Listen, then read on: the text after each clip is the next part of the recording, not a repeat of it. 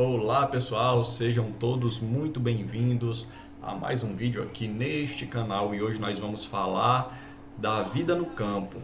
O que será melhor para o cristão? Viver nas cidades ou viver no campo? Hoje eu quero falar aqui do livro de Ellen White, Eventos Finais, escrito por Ellen White. Eu vou ler aqui apenas alguns trechos do capítulo 7, que tem por título Vida Campestre, certo? Então vamos ver o que a escritora Ellen White dizia a respeito da vida no campo. Eu, Daniel Nogueira, eu já tinha essa percepção aqui já desde muitos anos. Fiz até algumas pregações na igreja a respeito disso e fui até um pouco criticado por alguns irmãos, porque não queriam abandonar as cidades e acham que a vida do homem é melhor na cidade. Porém, quando eu vi esse livro aqui e li, foi como se fosse uma confirmação para o que eu já acreditava. Então ele diz assim: o ideal divino. Embora tudo que Deus criou fosse perfeito e belo e nada parecesse estar faltando sobre a terra, que Deus criara para tornar Adão e Eva felizes, ele manifestou-lhes o seu grande amor plantando um jardim, especialmente para eles. Uma parte de seu tempo devia ser passada na ditosa ocupação de cultivar o jardim, e a outra parte em receber visitas de anjos, ouvindo suas instruções e em ditosa meditação. Seu trabalho não era cansativo, mas agradável e revigorante. Esse belo jardim devia ser o seu lar, sua residência especial. Esse primeiro parágrafo aqui, ela está falando de Adão e Eva, né? Na verdade, Deus criou o jardim para que o homem vivesse nele. Quando o homem foi expulso do jardim, o homem ele sentia o desejo de voltar para o jardim, porque com certeza dentro do jardim era melhor do que fora do jardim. E aí, quando nós chegamos assim em um lugar onde tem rio, tem alguma cachoeira, tem árvores, né, plantas, árvores frutíferas, flores, pássaros cantando, a brisa do vento, né, aquela paz, aquele sossego, a gente diz assim: fulano, tu mora num céu, porque o céu é comparado a um lugar bom, né?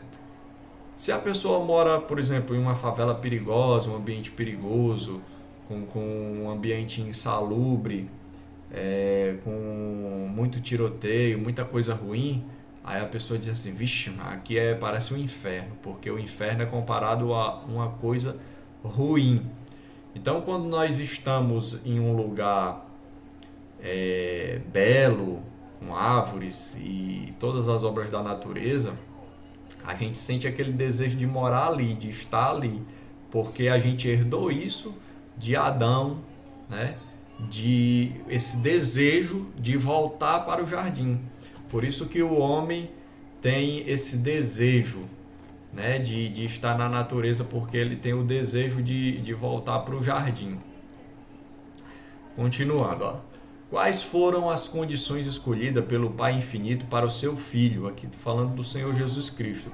Uma habitação isolada nas colinas da Galileia, um lar mantido pelo trabalho honesto e respeitável, vida de simplicidade, luta diária com as dificuldades e provações, abnegação, economia e serviço paciente, feito com contentamento. A hora de estudo junto da mãe, com o rolo aberto das escrituras, a serenidade da alvorada ou do crepúsculo no verdor do vale, o sagrado ministério da natureza, o estudo da criação e da providência, a comunhão da alma com Deus. Tais foram as condições e oportunidades dos primeiros anos de vida de Jesus, a ciência do bom viver. aqui as condições da infância de Jesus, né? Foram nas colinas da Galiléia, em um lugar de simplicidade, trabalhando ali de carpinteiro com seu pai adotivo José, né? Agora o que a escritora fala aqui, vamos lá, continuando aqui.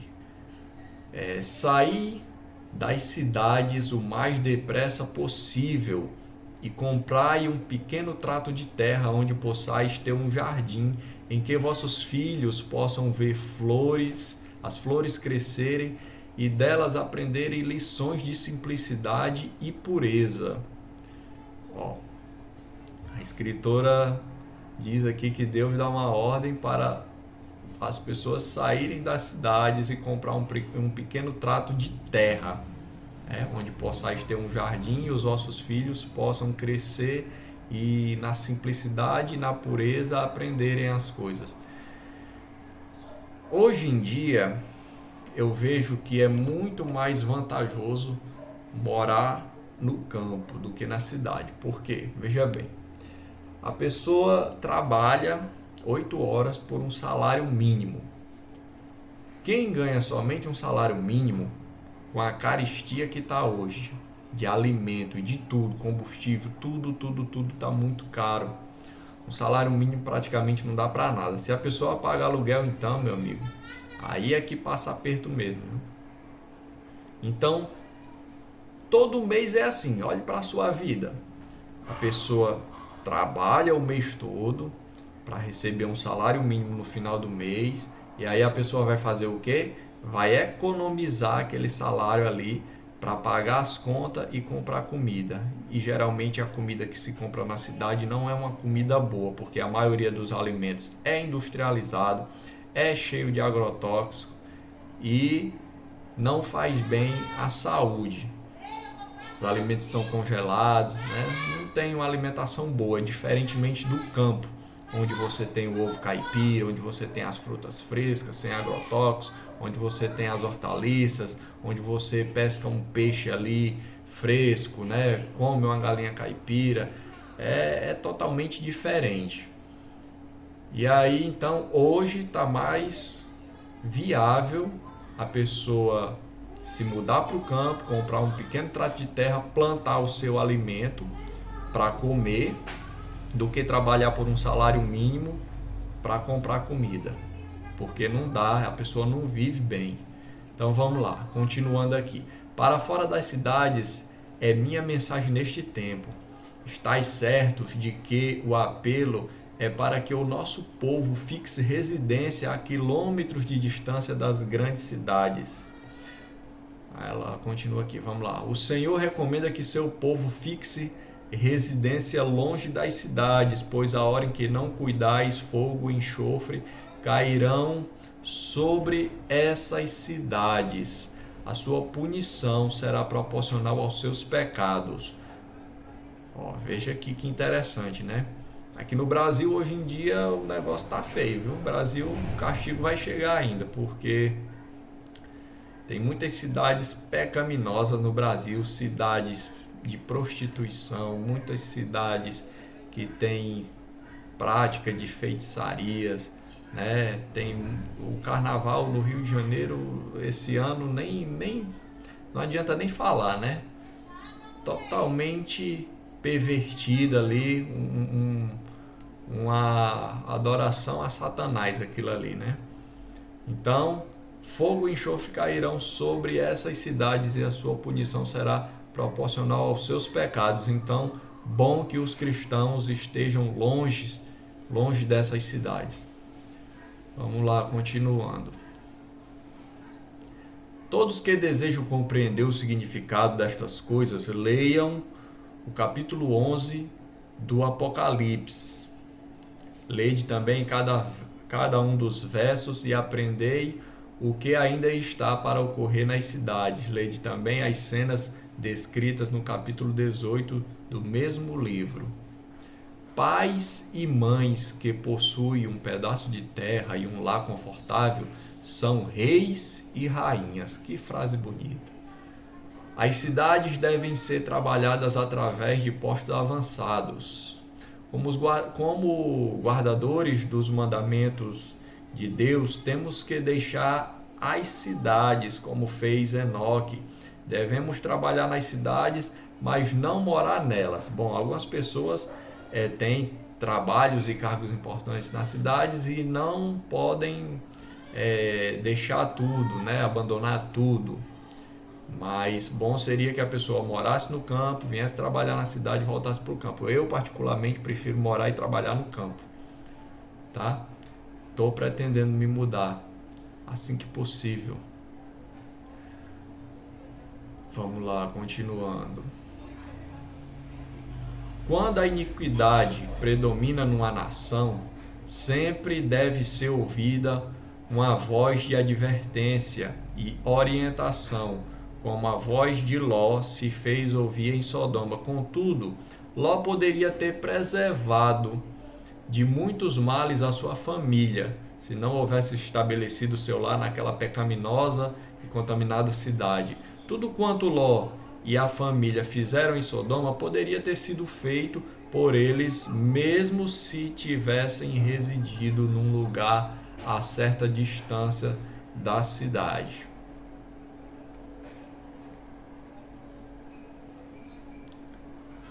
Vamos lá. Outra vez dizemos: saí das cidades, não considereis uma grande privação ter de ir para as colinas e montanhas, mas buscai esse retiro, onde podereis estar sozinhos com Deus para aprender sua vontade e seu caminho.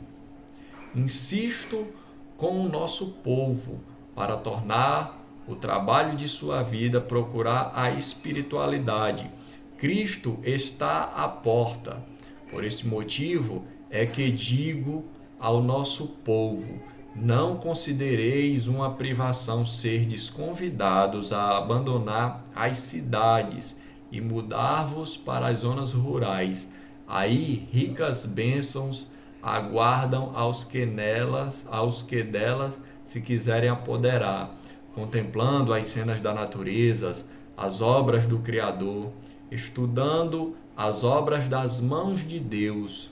Imperceptivelmente sereis transformados à mesma imagem.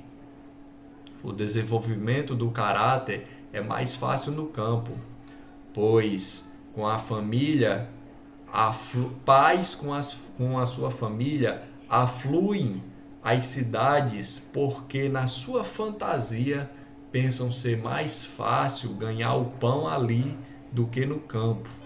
Veja que é uma coisa fantasiosa, a escritura coloca como uma coisa fantasiosa, uma ilusão a pessoa achar que ganhar o pão nas cidades é melhor do que no campo.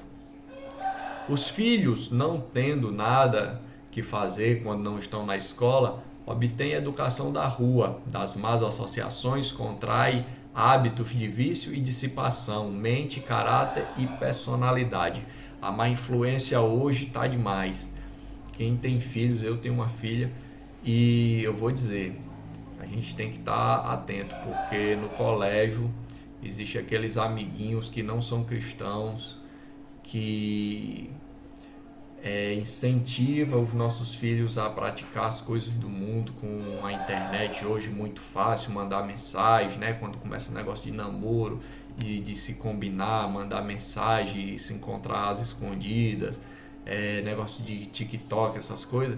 Hoje está horrível, né? Tem que vigiar os nossos filhos, porque as más influências aqui do mundo fazem com que nossos filhos, se nós não tivermos cuidado, contraiam hábitos e vícios de dissipação, mudando a mente, o caráter e a personalidade dos nossos filhos. Então, muito cuidado. No campo é diferente, porque não tem essas más associações quando você se vive de forma mais isolada, né? São praticados somente os costumes ali que é rotineiro da família. Continuando aqui, enviai. Não, vamos pular isso aqui. Não é a vontade de Deus que seu povo fixe residência nas cidades, onde há constante agitação e confusão, deveriam poupar os seus filhos de tais coisas, pois todo organismo é prejudicado pela correria, precipitação e barulho. Veja aqui a sabedoria, né? Dada a escritura por Deus. As cidades realmente elas são cheias de agitação, trânsito, as pessoas sempre estão correndo, aquela correria toda, ninguém tem tempo para nada, ninguém tem tempo para se cuidar da saúde, ninguém tem tempo para a família, é trabalho, correria, festa, farra. E aí todo o organismo é prejudicado pela correria, precipitação, barulho, causa estresse e isso prejudica a saúde da pessoa. Para a pessoa ter uma boa saúde é preciso aí a pessoa ter alguns pilares, né? Os pilares da saúde: boa alimentação, uma boa água, banho de sol, o contato com Deus, exercício físico, que mais? Uma mente limpa e saudável, né? O ambiente bom de se morar, onde você atrai ali a energia daquele ambiente. Geralmente as plantas elas trazem uma energia muito boa, fazendo uma limpeza.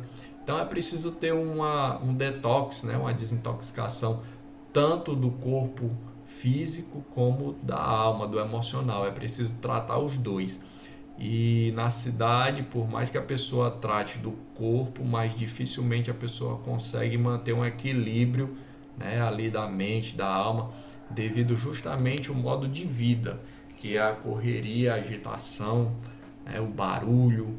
Então, todas essas coisas aqui são prejudiciais para o cristão, para as pessoas de modo geral. Tem gente que gosta, é incrível, tem gente que gosta de barulho, mas eu gosto de um lugar tranquilo. Vamos lá, continuando aqui.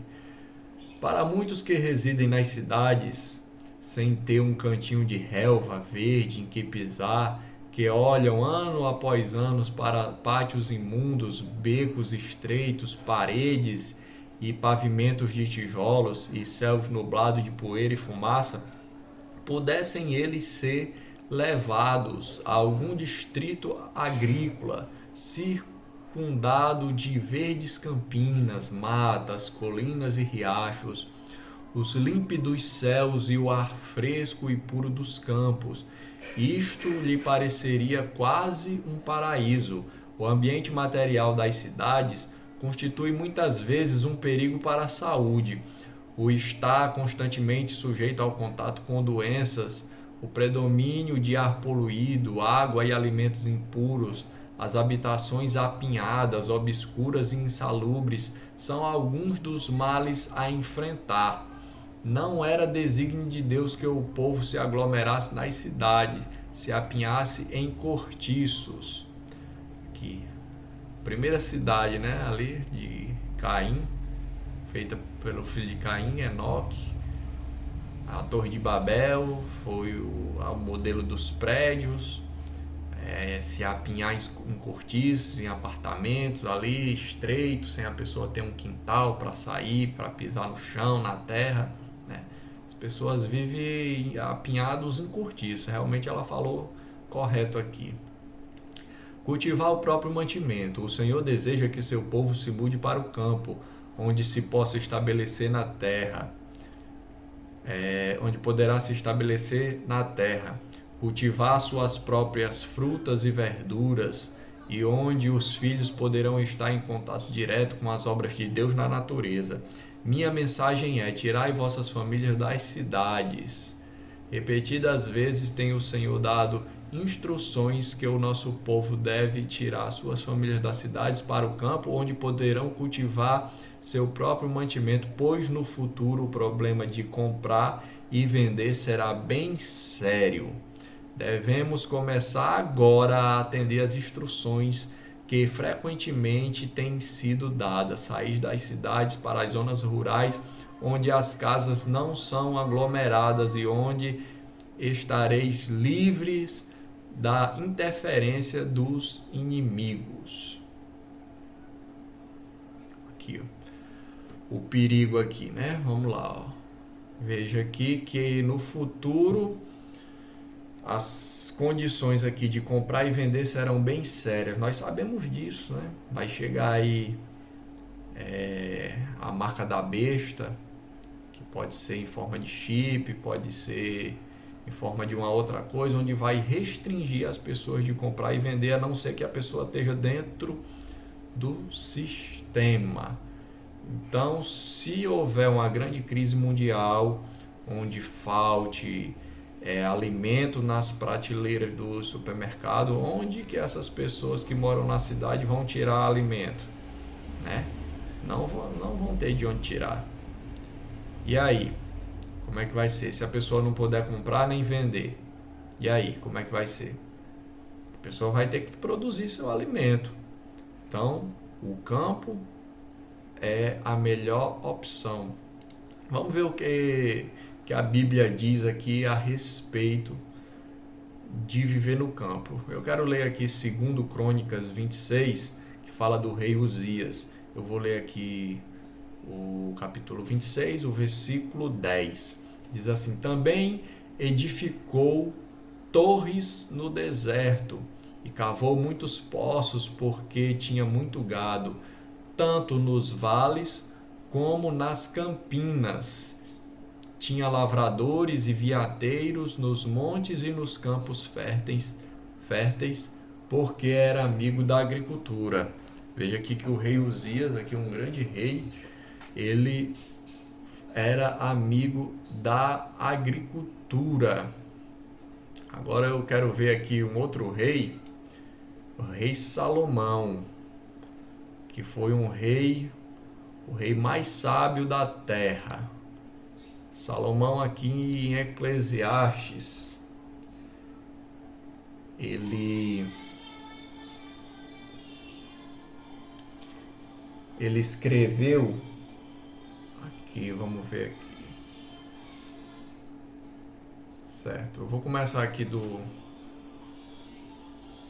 capítulo 1 mesmo, de Eclesiastes. Salomão diz assim, ó, vou ler a partir do 12. Eu, o pregador, fui rei sobre Israel em Jerusalém e apliquei o meu coração a esquadriar e a informar-me com sabedoria de tudo quanto sucede debaixo do céu. Esta enfadonha ocupação Deus deu aos filhos dos homens para nela os exercitar. Atentai para todas as obras que se fazem debaixo do sol, e eis que tudo era vaidade e aflição de espírito. Aquilo que é torto não se pode endireitar, aquilo que falta não se pode calcular. Vamos lá. Eu vou passar aqui por capítulo 2, é onde ele fala aqui. Pronto. Vou ler aqui a partir do 3. 2 de Eclesiastes 3. Vamos lá.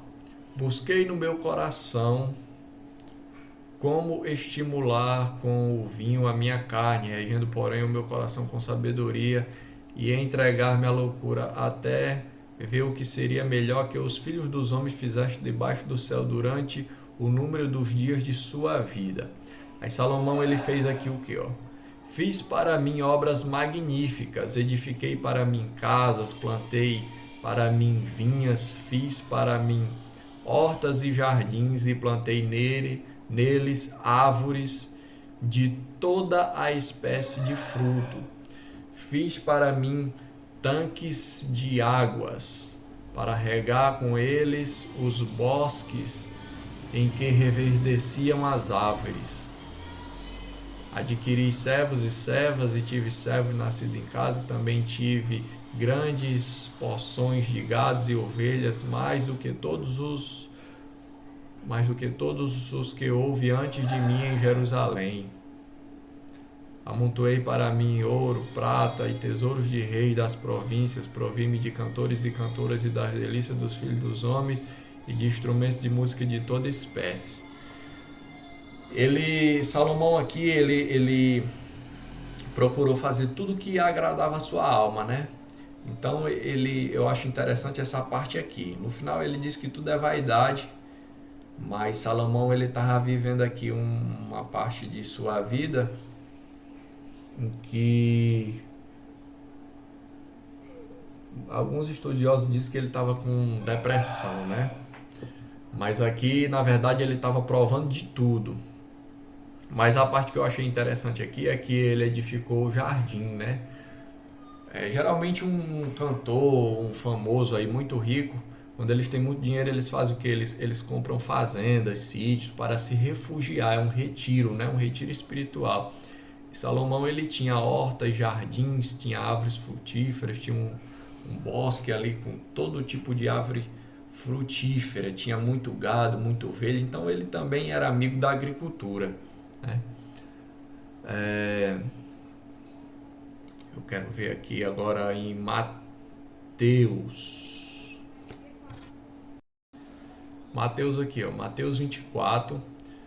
O que a palavra do Senhor diz aqui, ó? Mateus 24:16 diz assim: Então, os que estiverem na Judéia fujam para os montes. Vamos ler o versículo anterior. Quando, pois, vide que a abominação da desolação de que falou o profeta Daniel está no lugar santo, quem lê entenda. O que é o abominável da desolação aqui? Está no lugar santo. É quando o anticristo estiver aqui na terra, né, reinando. Quando ele estiver no trono de Cristo, quando